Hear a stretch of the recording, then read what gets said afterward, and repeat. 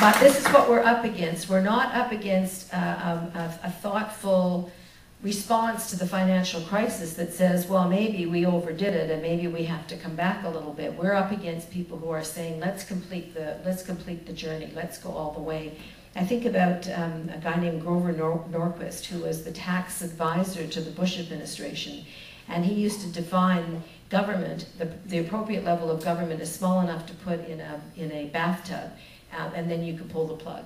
I mean, that literally, that notion of take government down to its smallest size and give and bring in this kind of constitutional overview, because that's what a treaty is, and that's why it's so important. We insist that it go to our legislatures, because it is a new level of law that overrides your domestic law. And in fact, if your domestic law contradicts this new law, you actually have to bring in legislation to change your domestic law so that it doesn't contradict these trade agreements anymore. And then you have these trade bureaucrats and these corporate CEOs who sit and watch for every new piece of legislation that comes along to be sure that it's not trade restrictive.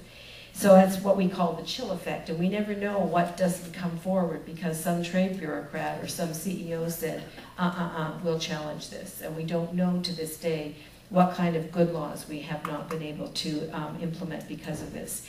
Now I just want to, I'm going to stop and Michael's going to speak, and then we're going to open this up to discussion, but I want to say to you that I am not feeling at all hopeless about this. I'm worried about it, very worried. But I'm also wanting to remind us that we have been on a winning streak on these trade agreements, and we need to be on them again. Yes, we lost the first Canada-US Free Trade Agreement because although the hearts and minds of 2/3 of Canadians were against it, the vote was split between 3 parties and the Conservatives won and we got the first agreement. We only got NAFTA because Jean Chrétien lied. He said he would never implement NAFTA unless there were 6 fundamental changes. And the first thing he did when he took office was he ratified NAFTA. And I remember when he did so, and he announced that he wouldn't look into the camera because he knew perfectly well that he wasn't telling the truth. But we won that. We won the battle of hearts and minds, if you will. But ever since, we've won them all. We stopped NAFTA from being exported to Latin America. It was called the Free Trade Area of the Americas.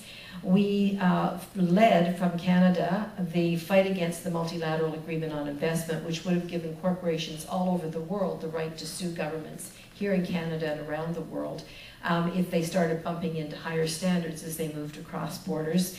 We're so successful with that campaign that the French cabinet, the cabinet of France, put out a statement when they pulled out and said that our material, our legal opinions, our documents, our research were so much better than their own trade bureaucrats that they ended up thinking that we were right and their trade bureaucrats were wrong. It was quite lovely. The Security and Prosperity Partnership for North America, you may or may not know, but it's dead.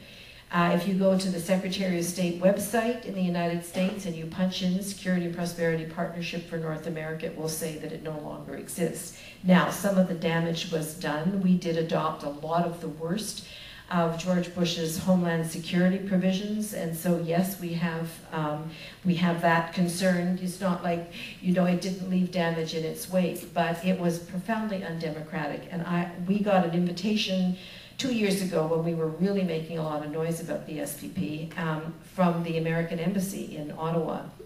And they said, we'd like to meet with you because we've been told we haven't consulted properly, so we're going to consult with you. Yeah, a little late, right? Oh, you've been talking to your CEO friends, and it's, you know, finally you notice somebody else. They invited us to their, to the American Embassy, and I said, we're not going to the bunker, though. They can come to us. But we had this meeting, and I said to them, why is it that NAFTA did not go, or sorry, the SPP did not go to the 3 countries for ratification? And the senior bureaucrat there said, because we didn't want another bruising NAFTA battle.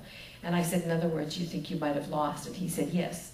And he was admitting that when the light of day is shone on these agreements, and when we learn what's in them, Canadians don't want them, Americans don't want them. When the Europeans find out that their quid pro quos are not going to be able to maintain control over their food standards, they're not going to want this agreement either. So their best bet is just to keep the lid on this thing and not let it out to be talked about or anything else.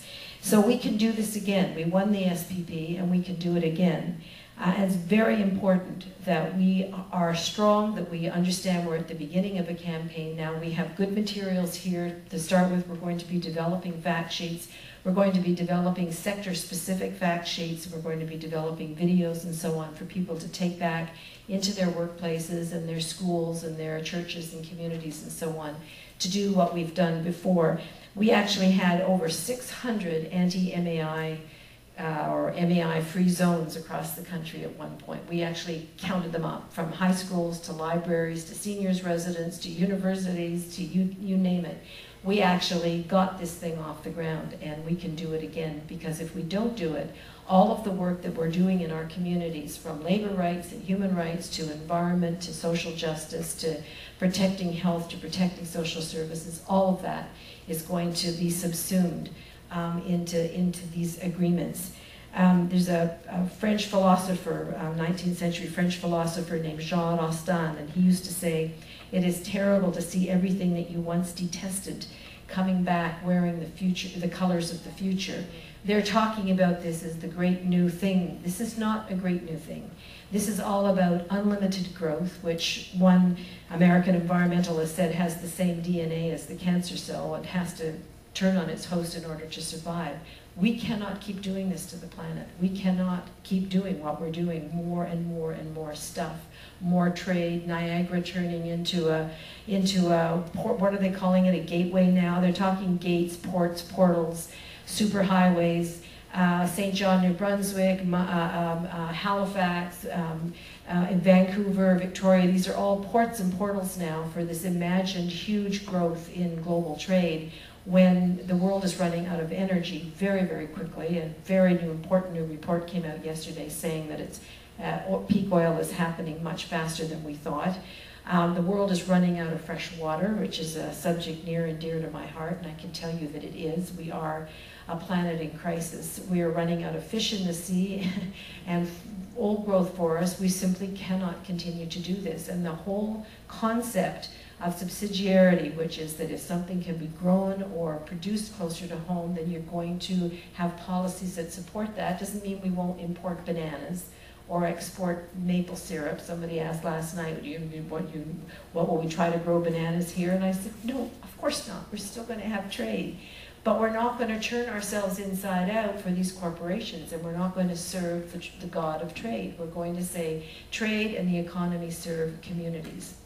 And we have to move back to more sustainable food production, to more sustainable manufacturing, to local jobs and local economies. We're going to have to move back there because the earth cannot sustain what we're doing.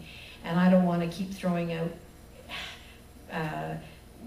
vacuum cleaners and everything else that break after a year because they were made to break after a year, and there's nowhere to take them back because we have created this terrible cycle. It has to stop. And it's going to stop when we decide it's going to stop. And we've got to get angry in this country. I want to get a little passion back in our feelings about this. When we fought NAFTA, we fought tough, and we picketed, and we were out there. We were in their face, and we've become too polite. We've become too accepting that we perhaps can't change things, and I want us to know that we can, that we have to. Invite you to be part of this struggle. I'm absolutely committed to this, and particularly the Canada-European Agreement, I think, is the most dangerous agreement we've ever looked at, and I am personally committed to doing to it what we did to the MAI and to the Security and Prosperity Partnership for North America, and I thank you so much.